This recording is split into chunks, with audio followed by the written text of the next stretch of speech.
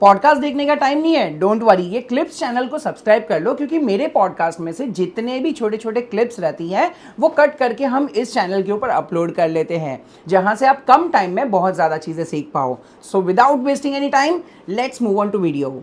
Investment करने के लिए फिर म्यूचुअल फंड ही क्या सही है? क्योंकि एडवर्टाइज में तो दिखता है कि म्यूचुअल फंड सही है, लेकिन आई एम वेरी श्योर उसके अलावा बहुत सारे दूसरे भी ऑप्शंस होते हैं, रियल एस्टेट होता है, गोल्ड होता है। तो ये सारी जगह पर मैं इन्वेस्ट ना करके म्यूचुअल फंड में क्यों करूँ? मतलब क्या उसके परसेंटेज ऑफ रिटर्न ज़्यादा है या कुछ ऐसा है? सर, सबसे पहली चीज़ म्यूचुअल फंड्स की जब हम बात करते हैं तो मेजॉरिटी लोगों को म्यूचुअल फंड्स में एक ही चीज़ पता है, ठीक है, वो है इक्विटी। मतलब स्टॉक्स होता है, इक्विटी होता है और म्यूचुअल फंड्स चलते हैं, but that is not the real truth. Mutual fund में 3 तरीके होते हैं, मतलब डेट होता है, हाइब्रिड होता है और इक्विटी होता है। तो इक्विटी में बहुत सारा मार्केट रिस्क इन्वॉल्व होता है, हाइब्रिड होता है वहाँ पर थोड़ा बहुत मार्केट रिस्क होता है, और डेट प्रोडक्ट्स होते हैं वहाँ पर there is lot of safety attach to it, क्योंकि वो डेट मतलब फिक्स्ड इनकम है, वो ब्याज पे पैसा दे रहे हैं for a shorter period of time. तो म्यूचुअल फंड सिर्फ यहीं पर सीमित नहीं है। जो हम बात करते हैं इक्विटी की, उसमें बहुत सारे प्रकार है, उसमें गोल्ड में भी इन्वेस्टमेंट होता है। तो you will have to understand it much better before investing, पहली बात ये। दूसरी बात, गोल्ड का अब तक का historic return is around 8-9%। Real estate का आप रिटर्न्स देख लो in a city like Mumbai, last 10-15-20 साल का रिटर्न देख लो, स्पेशली लास्ट 10-12 साल का रिटर्न देख लो, जहाँ पर रेंटल यील्ड्स है 2%, प्रॉपर्टी का रियल एस्टेट का ग्रोथ है 4%, 5%। तो आप रियल रिटर्न बना रहे हो 7-8% के ऊपर नहीं बना रहे हो।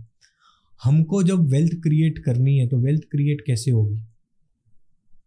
हमको इन्फ्लेशन से बेटर रिटर्न होना है। जब इन्फ्लेशन 7% है और हमारा रिटर्न भी 7% है, वो भी प्री टैक्स, पोस्ट टैक्स की तो हम बात ही नहीं कर रहे, तो हम कैसे बीट कर पाएंगे इन्फ्लेशन को? और इन्फ्लेशन को बीट नहीं किया तो वेल्थ क्रिएट नहीं कर पाएंगे। तो जब वेल्थ क्रिएट करनी हो तो हमको रिटर्न मिलना चाहिए एनीवेयर बिटवीन 12%, 13%, 14% के आसपास का।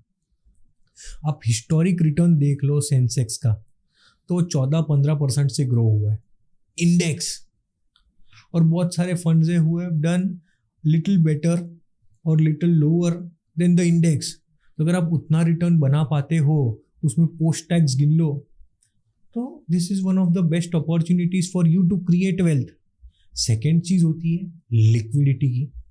आपने रियल एस्टेट ले लिया तो उसको बेचने में भी टाइम जाता है। करेक्ट। यहाँ तो क्या है, इट टेक्स T+2, तीसरे दिन आपके अकाउंट में पैसा आ गया। तो the risk of liquidity is very very low here, because this is one of the most liquid products. तो उस हिसाब से आपको सोच के इन्वेस्टमेंट करना चाहिए। आई होप ये टॉपिक से आपको बहुत कुछ सीखने मिला होगा।